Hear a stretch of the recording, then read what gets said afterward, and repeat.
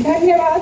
मंच पर उपस्थित भागलपुर जिला के सम्मानित जिला अध्यक्ष आदरणीय अरविंद शाह जी, जिला प्रवक्ता बाबुल विवेक जी, मंच पर उपस्थित जनसुराज के सभी सम्मानित पदाधिकारी और सदस्य तथा इस सभा में उपस्थित जितने लोग मौजूद हैं, सबका मैं हार्दिक अभिनंदन करती हूँ।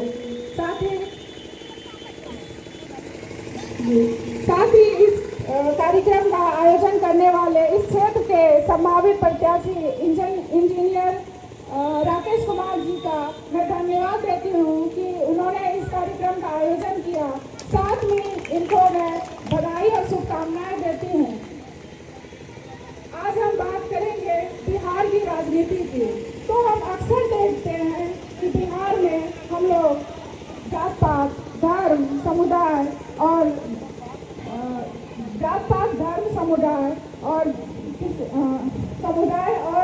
रीति रिवाज की राजनीति करते हैं।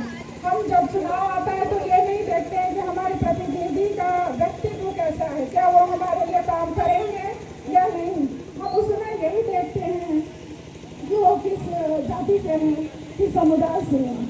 जबकि हमको इस सबसे ऊपर उठ करके हमें यह देखना चाहिए है कि वो कैसे व्यक्तित्व का है, क्या हमारे क्षेत्र का विकास कर पाएंगे, क्या हमारे राज्य का विकास कर पाएंगे, क्या हमारे समस्याओं को लेकर के ऊपर जाएंगे और हमारी समस्याओं का वहाँ से निवारण करवा पाएंगे। लेकिन हम ऐसा नहीं करते और इसी सब चीज़ का हमारे नेता फायदा उठाते हैं।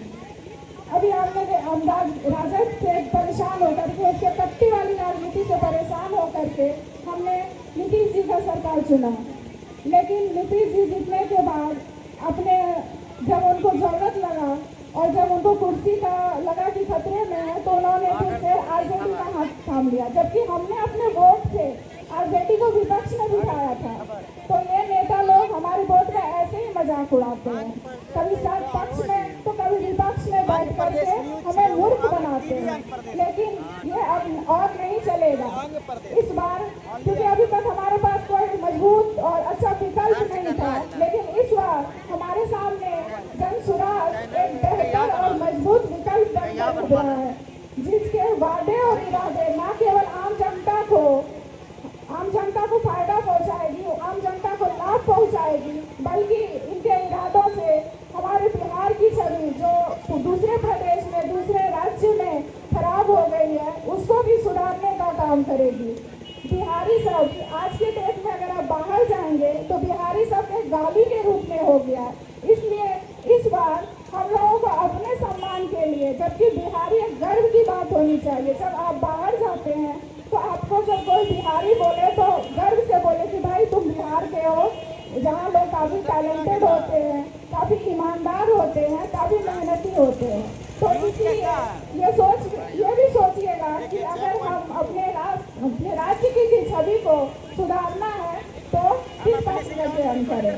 अभी तक जो हमारे सामने पार्टी है वो क्या हमारे राष्ट्र की छवि को सुधार रही है, हमारा विकास कर रही है या नहीं।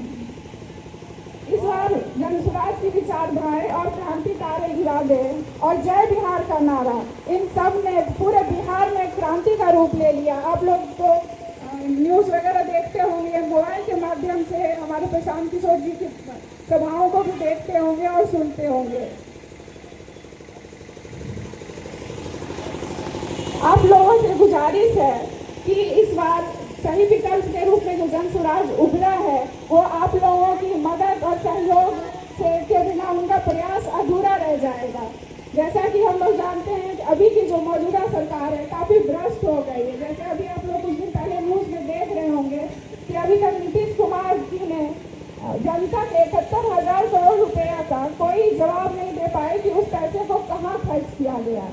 अभी की राजनीति में जो शासक, वर्तमान शासक है, काफ़ी भ्रष्ट हो चुके हैं। वो न हमारा विकास कर पा रहे हैं, न ही हमारे ये जो विकास के पैसे हैं उसको हम तक पहुँचा रहे हैं। उससे वो अपना खुद का विकास कर रहे हैं। इससे हम आम जनता को काफ़ी परेशानी और कुव्यवस्था का शिकार होना पड़ रहा है। तो इस बार आपको और हमको सबको मिल करके सामूहिक रूप से ये विचार करना है और सबको एक साथ जनसुराजी बन के जनसुराज का होना है, ताकि हमारे बिहार का विकास हो सके और हमारे राज्य का विकास हो सके। जैसा कि हम लोग जानते हैं कि चुनावी नेता जो भी चुनाव आता है तो ये अपने इनके सारे वादे, सारे बहालियाँ कह लीजिए या फिर सारे घोषणाएं सब इनका चुनाव से जस्ट पहले ही क्यों आता है? क्योंकि अगले 5 साल के लिए भी आपको मूर्ख बना सके। तो इस बार ऐसा नहीं करना है, आपको सोचना है क्या बिहार को बदलना है या फिर आपको वही भ्रष्ट सरकार चाहिए। ये आपके ऊपर है। क्या आपका एक वोट इनको सत्ता की गलियारों तक पहुंचाता है? तो आप लोग सोच समझ के वोट करें। पहले तो कहते थे कि विकल्प नहीं था, कभी हम आरजेडी से भाग के एनडीए सरकार, गठबंधन सरकार में आते थे तो कभी इससे उसमें, लेकिन इस बार तो आपके सामने अच्छा विकल्प है जिसके मजबूत इरादे वादे हमारे राज्य का विकास करेंगे। तो आप लोग से मैं यही अनुरोध करूँगी कि आप जनसुराज के साथ जाएं, उनको समझें। आपको वो लाभ पहुँचाने के लिए अपने 5 वादे लेकर के आई है, जिसका मैं थोड़ा उस पर प्रकाश डालना चाहूँगी।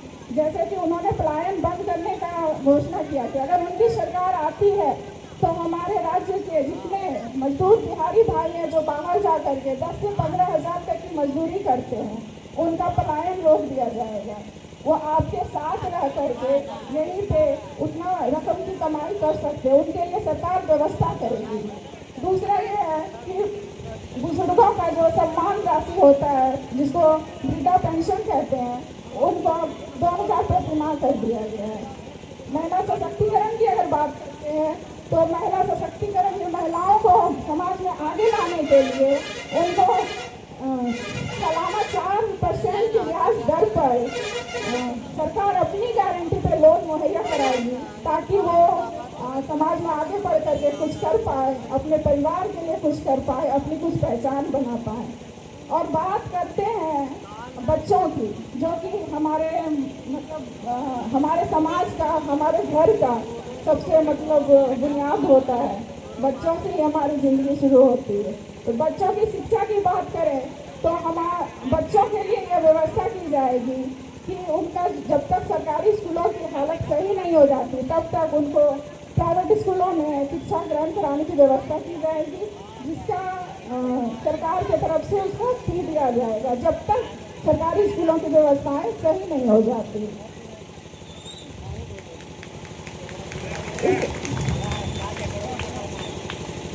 और इसी के साथ हम लोग चाहेंगे कि आप लोग एक बार हमारे साथ जय बिहार का नारा लगाएं। जय बिहार, जय बिहार, जय बिहार। तो इस बार आपका हर एक वोट आपके बच्चों के लिए, उनके रोजगार के लिए और उनके अच्छे भविष्य के लिए। धन्यवाद।